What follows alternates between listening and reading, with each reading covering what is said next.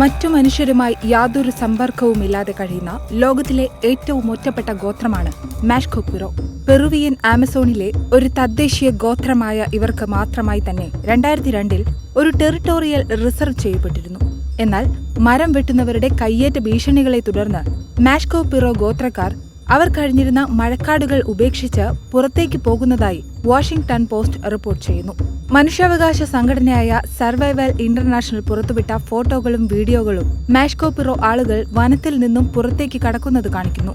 തങ്ങളുടെ ഗോത്രങ്ങളുമായി മാത്രം ഇടപഴകി കഴിയുന്ന ഇവർ മറ്റു മനുഷ്യരുമായി സമ്പർക്കത്തിൽ വന്നാൽ പിടിപെടാനിടയുള്ള പകർച്ചവ്യാധികളും ആക്രമണ സാധ്യതകളും ഒരുപക്ഷെ ഗുരുതരമായ പ്രത്യാഘാതങ്ങൾ തന്നെ ഉണ്ടാക്കിയേക്കാം.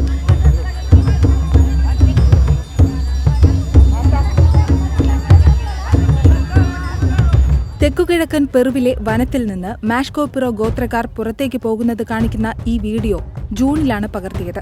മേഖലയിൽ മരം വെട്ടുകാരുടെ സാന്നിധ്യം ഇവർക്കിടയിൽ സംഘർഷത്തിന് കാരണമാകുമെന്ന ആശങ്കയും നിലനിൽക്കുന്നുണ്ട്. ഗോത്രത്തെ കണ്ട സ്ഥലത്ത് നിന്ന് ഏതാനും മൈലുകൾ അകലെയായിരുന്നു മരം മുറിക്കൽ പ്രവർത്തനങ്ങൾ നടന്നിരുന്നത്. അതേസമയം പെറുവിയൻ ഗവൺമെന്റ് തന്നെയാണ് മാഷ്കോ പിറോകളുടെ പ്രദേശത്ത് ഒരു കൂട്ടം ലോഗിംഗ് കമ്പനികൾക്ക് പ്രവർത്തിക്കാനുള്ള ഇളവുകൾ നൽകിയതെന്ന് റിപ്പോർട്ട് ചൂണ്ടിക്കാട്ടുന്നു. സർവൈവൽ ഇന്റർനാഷണലിന്റെ കണക്കനുസരിച്ച് ഈ ഗോത്രത്തിലെ ആളുകൾ 750-ലധികം വരും.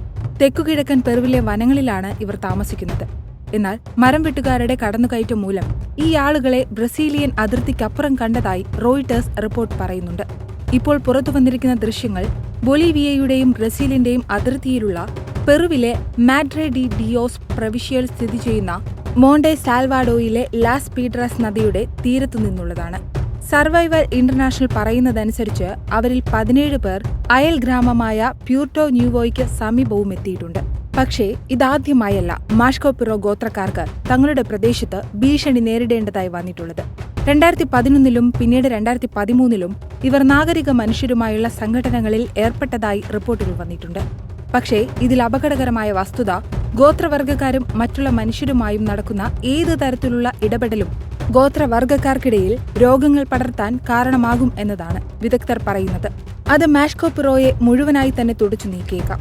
എന്നാൽ ഇവരെ സംരക്ഷിക്കുന്നതിൽ സർക്കാർ പരാജയപ്പെട്ടുവെന്ന് മാത്രമല്ല, യഥാർത്ഥത്തിൽ ഇവരെ തന്നെ ലോഗിംഗ് കമ്പനികൾക്ക് വിറ്റുവെന്നാണ് തദ്ദേശീയ സംഘടനയായ ഫെനാമാഡിന്റെ പ്രസിഡന്റ് ആൽഫ്രെഡോ വാർഗാസ് പിയോ ഒരു പത്രക്കുറിപ്പിൽ പറഞ്ഞത്.